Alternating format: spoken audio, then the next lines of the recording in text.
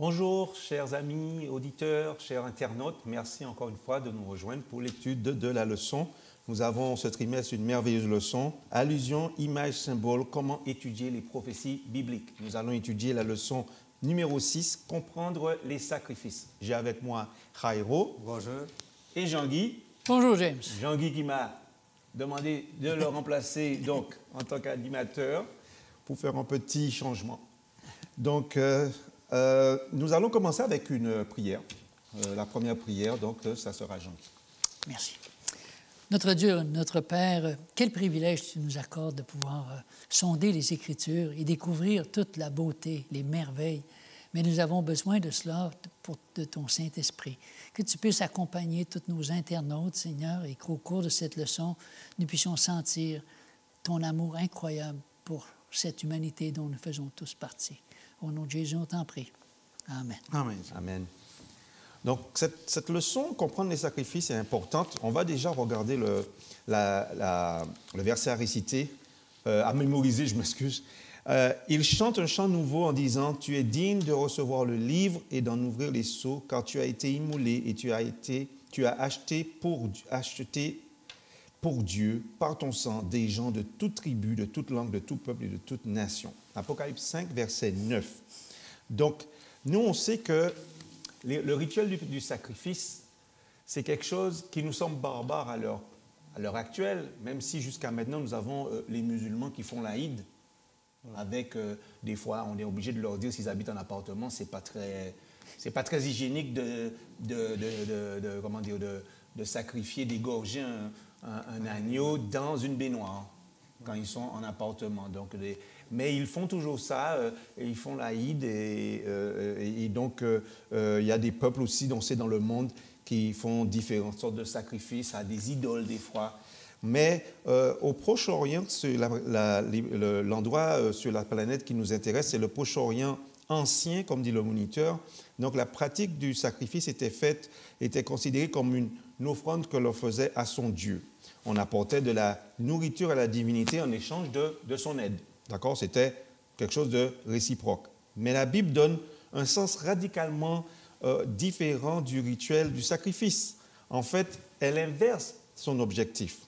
Tandis que dans le Proche-Orient ancien, donc là où la Mésopotamie, un petit peu tout ce qu'on appelle la région d'Israël et tout ce qu'on appelle donc le Moyen-Orient maintenant de nos jours, le sacrifice était un mouvement ascendant, la condition humaine s'élevant vers la sphère divine. D'accord? Mais dans la Bible, le sacrifice est un mouvement descendant de Dieu vers l'homme. Bon. Donc, à l'époque, donc, le Dieu créait les humains pour avoir des esclaves qui le serviraient et lui donneraient à manger. Par opposition, le Dieu de la Bible crée les humains et leur donne à manger. Nous voyons la différence. Donc, cette histoire de sacrifice, donc, on a une histoire, pour l'illustrer, on a l'histoire d'Abel et Caïn sur laquelle on va revenir dans la leçon, mais on voit qu'Abel était berger du petit bétail et Caïn cultivateur. Qu'est-ce qu'on voit? On voit que Caïn, lui, il fait un don, il a l'impression de faire un don de lui-même à son Dieu, alors que Abel avait compris que le sacrifice qu'il faisait, c'était plutôt un don, c'était un honneur pour lui, et il avait compris le sens du don qu'il devait faire en sacrifiant un animal, choisi une prémisse, alors que Caïn, lui, il a pris n'importe quel fruit et il a dit, voilà, je te donne de beaux fruits, mais voilà, Seigneur, il n'avait pas compris le sens du sacrifice qui était demandé à ce moment-là sur l'autel. Après, on voit qu'il a été déconnecté de son frère, il y a une déconnexion avec Dieu et c'est arrivé à un fratricide, le premier meurtre. Donc, Caïn a vu sa religion comme étant un mouvement ascendant vers Dieu, alors que Abel l'a compris comme étant un mouvement descendant de Dieu. On remarque aussi un contraste dans le vêtement humain quand Ève et Adam, il y a eu le premier péché, ils ont couru se couvrir avec une feuille de vigne, alors que Dieu, lui, est venu et les a couverts avec des habits faits de peau d'un animal qui avait été sacrifié. On voit que la même chose, Dieu demande un sacrifice animal en prévision du sacrifice ultime de son Fils Jésus, et on voit que Caïn donne du végétal, des fruits, des légumes, alors que non, il fallait sacrifier un agneau comme Abel l'avait fait. Donc, c'est ça un petit peu que je voulais faire comme introduction dans la leçon. Michée nous dit à un moment, il insiste avec éloquence sur la validité d'une religion qui est faite justement d'un sacrifice qui est fait, mais de façon machinale. Il dit, le Seigneur agréera-t-il des milliers de béliers? Il t'a fait connaître aux humains ce qui est bon, que tu agisses selon l'équité, que tu aimes la fidélité, que tu marches modestement avec ton Dieu. Michée 6, versets 7 à 8. Donc, je ne sais pas si vous aviez quelque chose à ajouter. C'est remarquable de voir que le plan du salut, cette idée du sacrifice, a hérité Caïn à un point tel qu'il a tué son frère. Oui. Pour nous, c'est comme une bonne nouvelle, mais pour lui, ça faisait aucun sens d'offrir un sacrifice. Parce qu'un sacrifice, c'est toujours cruel. Hein? Mais oui, ça c'est dur quand même de penser que Caïn, lui, il n'a pas offert un animal comme Dieu l'a demandé, sauf qu'il a tué son frère. Il n'était pas capable de tuer un animal pour l'offrir à Dieu, mais là, il a tué son frère. Ouais. Il a pris une vie. Oui. Il a pris une vie. Et Abel est un type, en étant un berger, premièrement en étant sacrifié, presque et tué, est un type du Christ aussi. Ouais. Dans la Bible, de toute façon, on nous dit que cette trame du sacrifice qui commence depuis, c'est quelque chose qui a été décidé depuis avant le péché. Et cette trame du sacrifice, mais après du sacrifice animal, c'est comme un fil rouge qui joue un rôle central dans la scène grandiose d'Apocalypse où Jean est escorté dans la salle du trône et il voit quoi? Il voit l'agneau immolé. Il voit Jésus qui est semblable à un agneau immolé. Donc on voit que depuis la Genèse jusqu'à l'Apocalypse encore, on a cet effet miroir et cette trame-là qui suit. Et on voit que ce n'est pas pour rien que Dieu avait institué ce système sacrificiel. D'accord? Ce système qui révèle comme un Dieu d'amour infini qui a consenti le sacrifice suprême. Mais après, la leçon de dimanche nous dit des sacrifices inutiles. Pourquoi? Il peut être utile de comparer les deux idées. On peut apprendre beaucoup sur la nature du sacrifice dans la perspective biblique en étudiant le moment où Dieu a rejeté les sacrifices de son peuple. Donc, ce sont des sacrifices inutiles quand Dieu les rejette. Dieu a rejeté. Le premier sacrifice qu'il a rejeté, on a vu, c'était celui de Caïn. D'accord? Il a rejeté ce sacrifice. Et on voit que si on lit Ésaïe 1, versets 2 à 15, on ne va pas lire tous les versets, mais Ésaïe 1, versets 2 à 15, on peut y aller. Et quelqu'un peut déjà chercher Ésaïe 56, versets 6 à 7, et quelqu'un d'autre, Psaume 51, verset 17. 56, 6 à 7, mais on va lire en premier Ésaïe 1, 2 à 15. Donc, non, mais on ne va pas tout lire. Dans Ésaïe, j'ai mis des versets en exergue. Ésaïe 1, on va lire le verset 3. Donc, Ésaïe 1, on va lire le verset 3, où il dit « Le bœuf connaît son possesseur, et l'âne la crèche de son maître. Israël ne connaît rien, mon peuple n'a point d'intelligence. » Le verset 10, toujours dans Ésaïe 1, nous dit « Écoutez la parole de l'Éternel, chef de Sodome. Prête l'oreille à la loi de notre Dieu, peuple de Gomorrhe. » On voit, hein, c'est assez intense. Ouais. Verset 11, « Qu'ai-je à faire de la multitude de vos sacrifices, dit l'Éternel? Je suis rassasié des holocaustes de béliers et de la graisse des veaux. Je ne prends point plaisir au sang des taureaux, des brebis et des boucs. » Verset 13, « Cessez d'apporter de vaines offrandes, j'en ai horreur. J'ai en horreur l'encens, les nouvelles lunes, les sabbats et les assemblées. Je ne puis voir le crime s'associer aux solennités. » Et puis verset 15, « Quand vous étendez vos mains, je détourne de vous mes yeux. Quand vous multipliez les prières, je n'écoute pas. Vos mains sont pleines de sang. » Est-ce que quelqu'un avait Isaïe 56, versets 6 et 7? 56, 6 et 7. Oui. Alors, 6 et 7, ça dit « Et les étrangers qui s'attacheront à l'Éternel pour le servir, pour aimer les noms de l'Éternel, pour être ses serviteurs, tous ceux qui garderont les sabbats, pour ne point les profaner, et qui persévéreront dans mon alliance, je les amènerai sur ma montagne sainte, et je les réjouirai dans ma maison de prière. Leur holocauste et leurs sacrifices seront agréés sur mon autel, car ma maison sera appelée une maison de prière pour tous les peuples. Oui, donc, Ça, c'est un psaume, une partie d'Ésaïe qu'on connaît bien parce que des fois, on le lit comme on lit le psaume 92, on le lit à l'ouverture du sabbat, puisque ça parle du sabbat. Jean-Guy, tu avais donc le psaume 51, verset 17. 51, 17, qui dit ceci.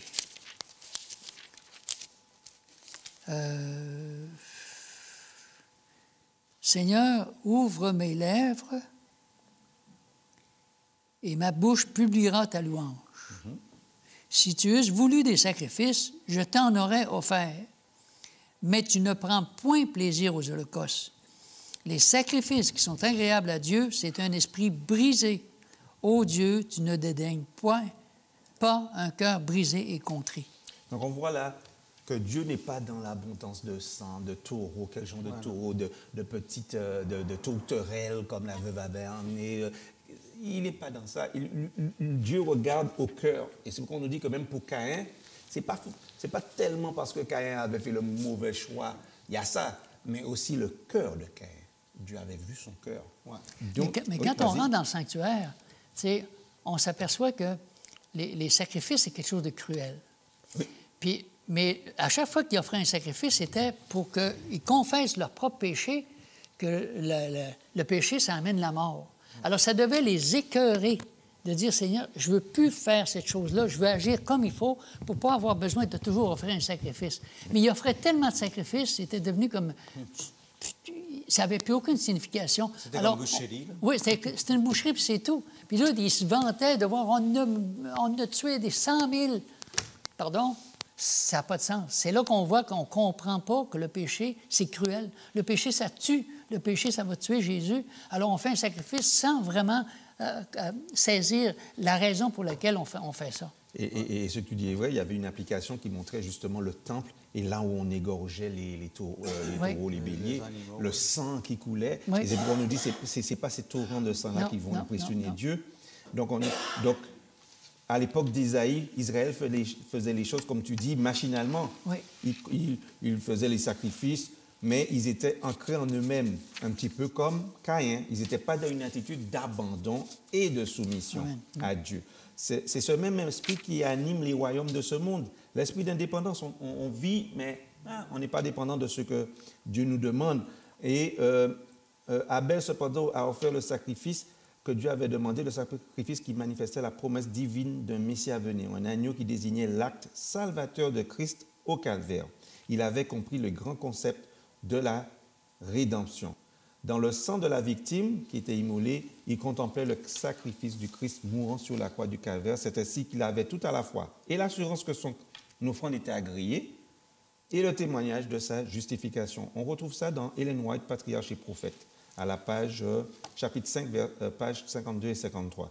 Donc on nous dit, il est crucial, comme tu disais tout à l'heure, même nous à notre époque, de faire attention de ne pas faire les choses machinalement, de ne pas avoir une religion, on va à l'église le samedi, on s'habille, on fait des rites, on est content de nous-mêmes et on rentre chez nous sans avoir de changement, sans avoir un cœur contrit, sans demander pardon pour des péchés, des fois qu'on caresse gentiment, qu'on cache, pour que tout sera révélé. Tu as raison, parce que si on voit la case départ, quand il a tué son frère Caïn, Dieu lui demande, il est où? Moi, il est où? Je ne suis pas un babysitter. C'est pas moi qui... Il n'y a aucune repentance. Le péché, pour lui, c'est comme si... Il n'est pas coupable de rien, lui. Il se justifie devant Dieu lui-même. Alors, on voit que quand le cœur est fermé, tu n'as aucune repentance. Tu continues à faire de la méchanceté. Mais c'est quoi que j'ai fait de mal? J'ai rien fait de mal, moi. C'est terrible de voir. Hey, ça commençait, là. Oui, c'est Dieu, vraiment, le cœur humain. Ah ben, on va continuer la leçon avec Jairo, la leçon de lundi, le sang des taureaux et des boucs, et puis tu vas nous amener à mardi, l'agneau de la Pâque. Mais en continuant, qu'est-ce qu'on vient de discuter? C'est sûr que pour certaines personnes, l'effet du sacrifice, c'était, comme tu as dit tantôt, c'était cruel, dur. Il y a tellement de commentaires là-dessus. Mais ce sacrifice-là sert pour représenter c'est quoi que Jésus allait vivre sur la croix. Alors, on comprend seulement lorsqu'on voit que c'était là que tout s'est accompli. Ça a été en avant pour que tout le monde puisse voir comment c'était difficile, parce que le fait d'avoir un animal, puis le tuer parce que c'est moi qui a péché, tout ça, wow, c'est dur. Parce que même aujourd'hui, il y a des gens qui ont un chien, un chat, puis ils aiment tellement les animaux là, qu'ils ont plein d'affaires, ils ont même des lits trop chers, puis tout ça. Mais si on les demande de sacrifier l'animal parce qu'il a commis un péché, non, je ne suis pas capable. Il y a le DPJ, hein? Oui, Puis oui. après la Société protectrice des animaux, tu vas te faire arrêter. Ouais, hein? c'est d'abord. Là, donc, on voit que tout ça, c'était pour représenter qu'est-ce que Jésus allait faire sur la croix parce qu'on était des pécheurs, parce que l'humanité était pécheresse, et il voulait nous donner un choix différent à la mort qui est vraiment sûre. Alors, c'est à cause de cela, comme on vient de dire, c'est que c'est de la façon qu'on devait s'approcher de Dieu pour demander pardon.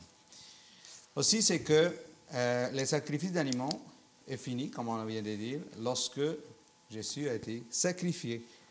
Mais lui, il l'a fait, pas parce qu'il a péché, c'est parce que lui, il voulait donner une opportunité à nous pour que nous puissions avoir la vie éternelle. Et ça, ce n'est pas facile de comprendre. Ouais. Parce que comment ça que quelqu'un va donner sa vie pour des gens qui sont des pécheurs, qui ne veulent rien savoir de lui. Alors, moi, personnellement, ça m'apprend du temps, ça m'a pris vraiment du temps pour comprendre ça. Mais je ne sais pas pour vous, mais pensez à ça aujourd'hui, puis même en parler avec une personne qui ne connaît pas la parole de Dieu, c'est comment qu'on pourrait l'expliquer. Comment l'approcher? C'est comment qu'on pourrait vraiment expliquer ces parties-là. Donc, gloire à Dieu que pour la belle opportunité qu'il nous a laissée, d'avoir les choix, de décider à qui nous voulons suivre, pour que nous puissions en profiter, entre guillemets, parce que ça c'est, j'ai dit entre guillemets aussi, parce que en profiter, qu'est-ce que Jésus a fait pour nous. En profiter, c'est surtout de réaliser que oui, Jésus a donné la vie pour nous, puis il nous donne aujourd'hui l'opportunité que nous puissions le suivre. J'ai aimé la phrase « Réfléchissez à combien le péché doit être grave pour que seule la mort de Jésus, la parole incarnée, ait pu en faire l'expiation. » Ouais. C'est profond, ça. C'est profond. C'est la seule mort de Jésus. Nous, on ne peut rien faire. Tout ce qu'on fait là, ça n'a pas de poids. C'est la seule mort de Jésus qui était capable de faire front et de faire poids par rapport au péché dans ce monde. Puis, c'est pour cela que maintenant, on s'en va à la journée de mardi, que c'est l'agneau de la Pâque. C'est là que nous trouvons environ 30 fois en Apocalypse des termes qui se réfèrent à Jésus comme l'agneau.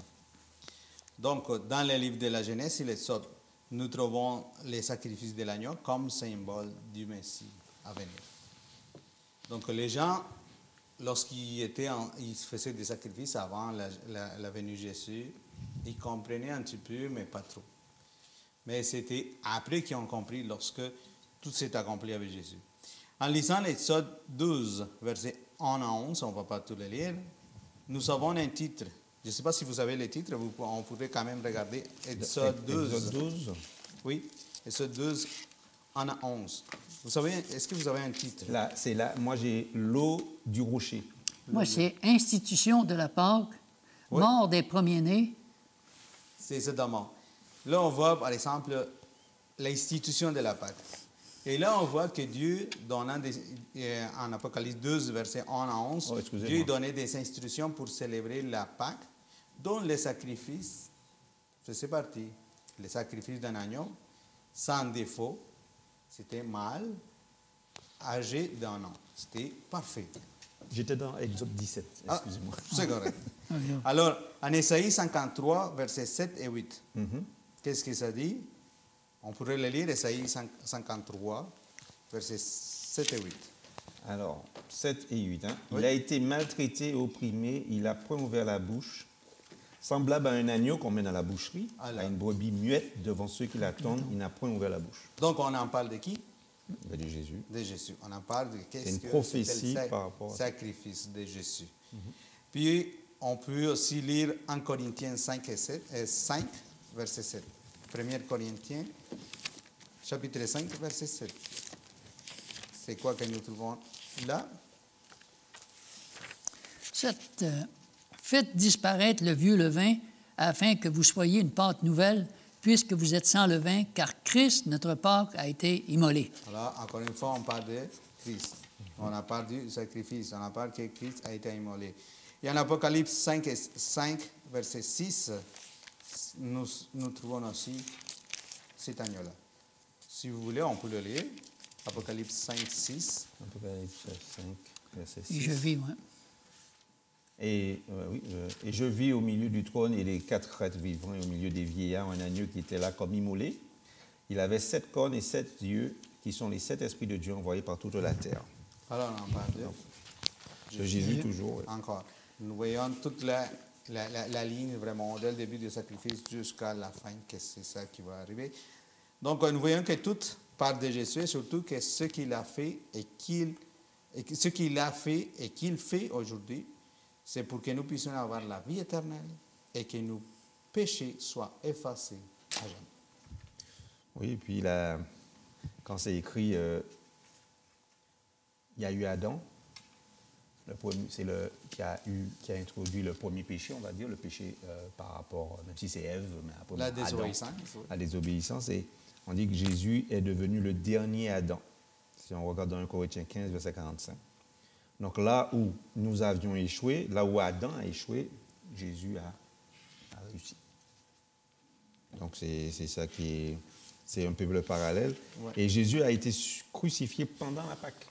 C'est ça aussi, parce que quand ils sont sortis d'Égypte, ouais, il y avait une ordonnance de manger des herbes amères avec de l'agneau, etc., en fait, de faire une célébration de Passover, etc. Et on voit que là, Jésus a été crucifié pendant la Pâque. Et il est l'agneau pascal. C'est quand même, ça ne s'est pas arrivé Il n'y a pas d'hasard. Oui, c'est ça. Et on nous dit, c'est ce qui est une preuve supplémentaire qu'il est bien l'agneau antitypique. Ouais. Et de même, concernant l'agneau de la Pâque, les enfants d'Israël reçurent l'ordre de choisir un agneau pour la Pâque et de la garder ou de le mettre en évidence pendant les jours précédant le sacrifice. Tu avais d'autres choses à dire sur mardi? Bon. Ah, d'accord, bien, on te remercie, Jairo. On va passer à la leçon de mercredi et de jeudi avec Jean-Guy. Jésus au temple et Jeudi, car c'est toi qui as tout créé. Si on voulait trouver un coupable, pourquoi est-ce qu'aujourd'hui, partout sur la planète, quand on fête la fête de Pâques, on fête la fête des lapins? C'est quoi que ça a à voir avec le sacrifice?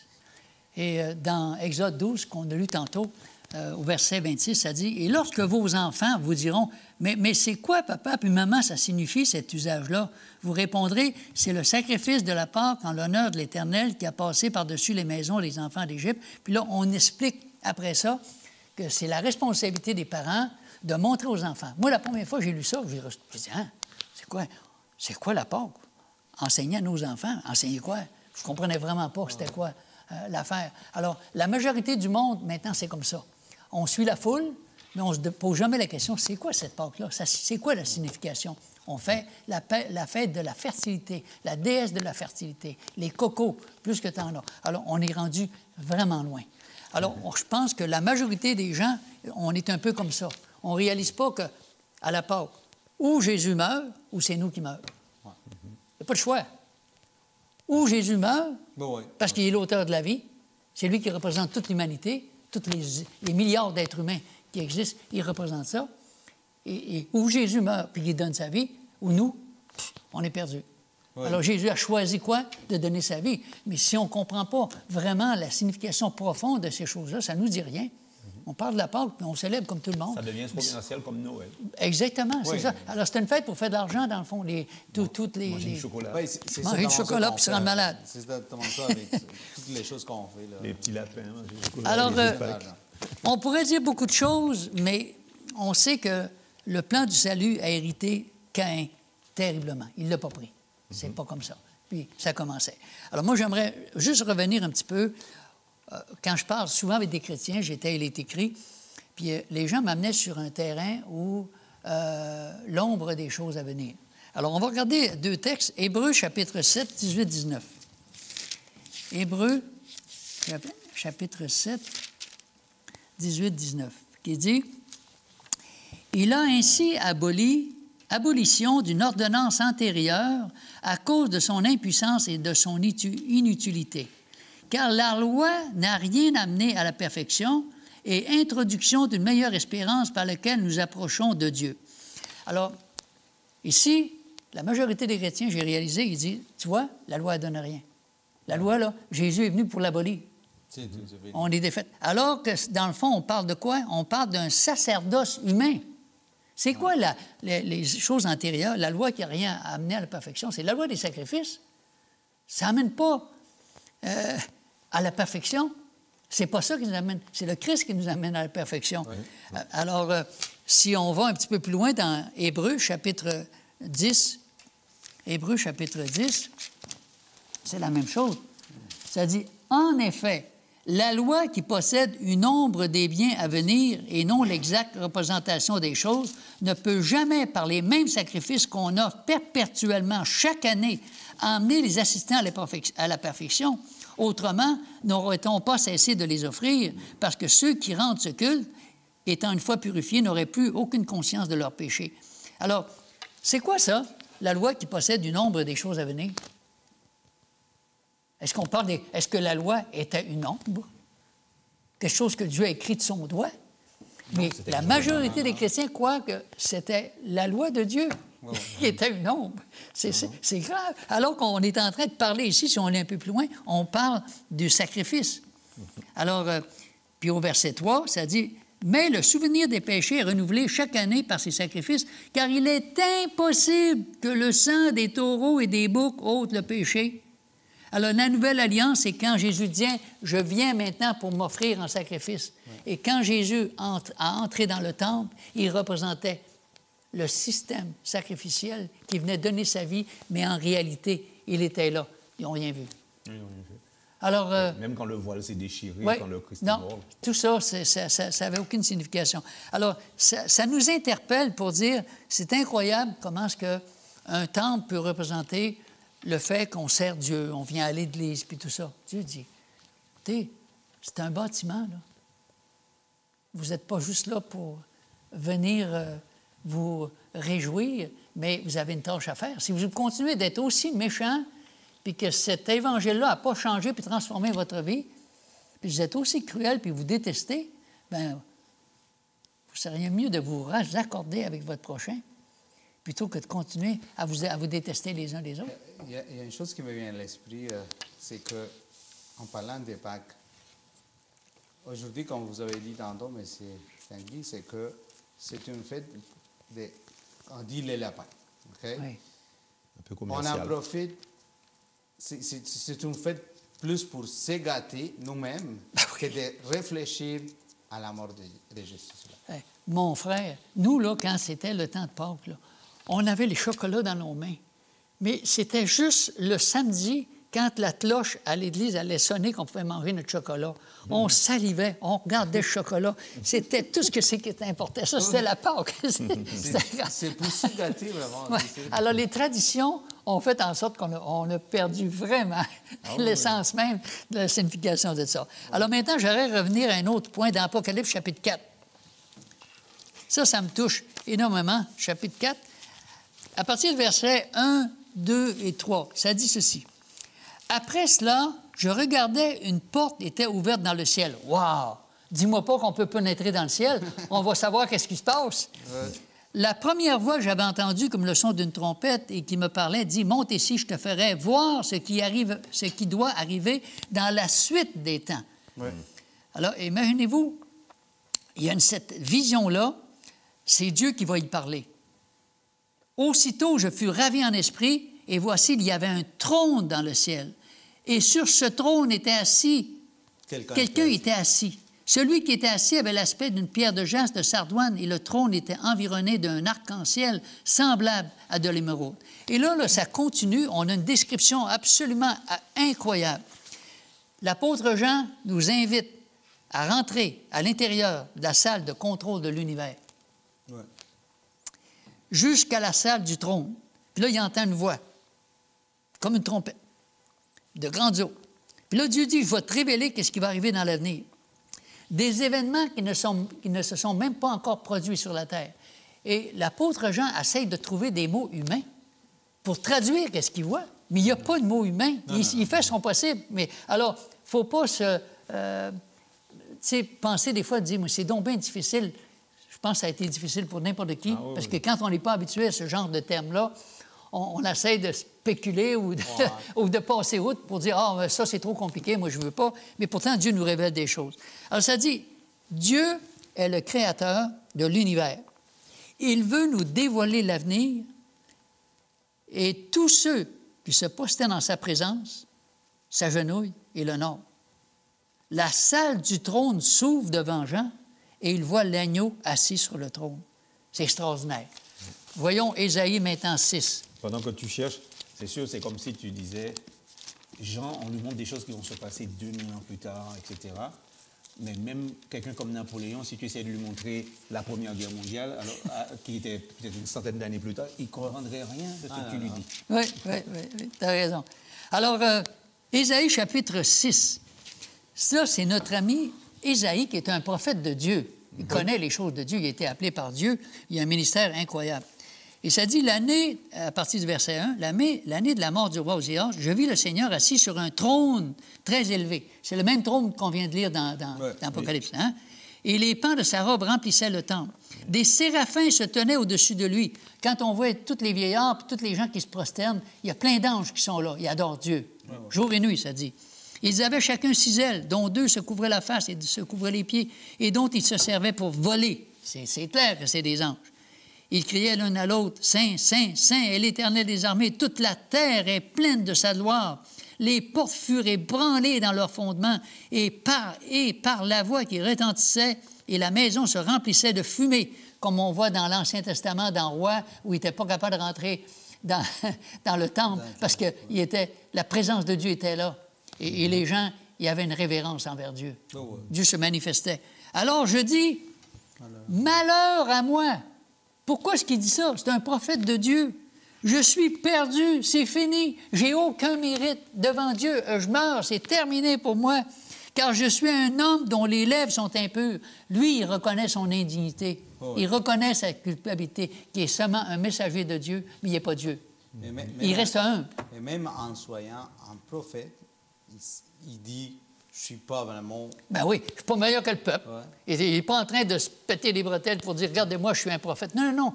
Il dit, je suis perdu. Si l'Éternel ne fait quelque chose pour moi, je suis aussi perdu que n'importe qui. Oui. Ça nous fait vraiment réfléchir, ces textes-là. Mais l'un des séraphins vola vers moi, tenant à la main une pierre ardente qu'il avait prise sur l'autel. Quel autel? Avec des pincettes, il en toucha ma bouche et il dit, ceci a touché tes lèvres, ton iniquité est enlevée et ton péché est expié. Grâce à l'agneau. Sans l'agneau, on meurt. Sans l'agneau, aucun espoir. Sans l'agneau, on est complètement perdu. Et je termine juste avec un autre petit... rapidement, toujours dans Apocalypse. Le livre secret que personne n'est capable d'ouvrir, et Jean se met à pleurer quand il voit que ce livre n'est pas capable d'ouvrir. OK? Puis là, quand on lit à partir du verset 9, chapitre 5, verset 9, et il chantait un cantique nouveau en disant, « Tu es digne de prendre ce livre et d'en ouvrir les sceaux, car tu as été immolé. Tu as racheté pour Dieu par ton sang des hommes de tout peuple, de toute tribu, de toute langue, de tout peuple, de toute nation, et tu as fait d'eux un royaume et des sacrificateurs pour notre Dieu, et ils régneront sur la terre. » C'est extraordinaire. Alors, quand je regarde ça, je dis, Seigneur, l'Apocalypse nous révèle des choses merveilleuses à propos de Dieu. Et que ce soit à partir de la Genèse ou jusqu'à l'Apocalypse, ça demeure la même chose parce que l'Apocalypse, c'est le reflet de la Genèse. C'est la Genèse à l'envers. C'est un miroir. Ouais. C'est un miroir. Alors, ceux qui disent qu'ils n'ont pas besoin de l'Ancien Testament, ça ne leur sert à rien. Mes frères et sœurs chrétiens, je crois qu'on doit continuer de lire l'Ancien Testament, car c'est ça qui nous introduit au Nouveau Testament. Sans ça, on ne comprendra rien. On va être aussi mélangé que n'importe qui. Oui. Il faut qu'on aille dès le début jusqu'à la fin. Oui. Je pense qu'on a fait le tour de la question. Je te remercie, Jean-Guy. On va terminer avec une petite phrase. Personne d'autre que Christ ne pouvait racheter l'humanité déchue de la malédiction de la loi Oui. et le réconcilier avec le ciel. Ouais. D'accord? Oui. Amen. Donc, on va faire une dernière prière avec Rairo. Ok, d'accord. Prions. Notre Père, notre Dieu, nous te remercions parce que tu nous as permis, Seigneur, de lire ta parole. Aussi parce que tu nous as donné le cadeau de ta parole. Puisses-tu nous aider à lire toute ta parole, dès le début jusqu'à la fin. Amen. Et aussi d'accompagner avec ton Saint-Esprit pour bien comprendre, bien saisir les messages. Et surtout que nous puissions partager ces bonnes nouvelles à tout le monde et nous soyons tous au ciel avec toi. Amen. Nous te remercions et nous te prions au nom de ton Fils Jésus. Amen. Amen. Nous vous remercions encore une fois, chers internautes, et nous espérons que vous avez apprécié cette étude, que vous pourrez en tirer les leçons nécessaires. Et nous vous disons à la prochaine fois pour une prochaine étude. N'hésitez pas à aller sur notre site internet, sur notre page Facebook de l'Église adventiste de Saint-Georges, sur YouTube, de mettre like, de vous abonner même pour avoir une notification pour nos parutions et aussi aller sur le site internet de notre Église. Merci encore, portez-vous bien, à la prochaine fois. À la prochaine, au revoir.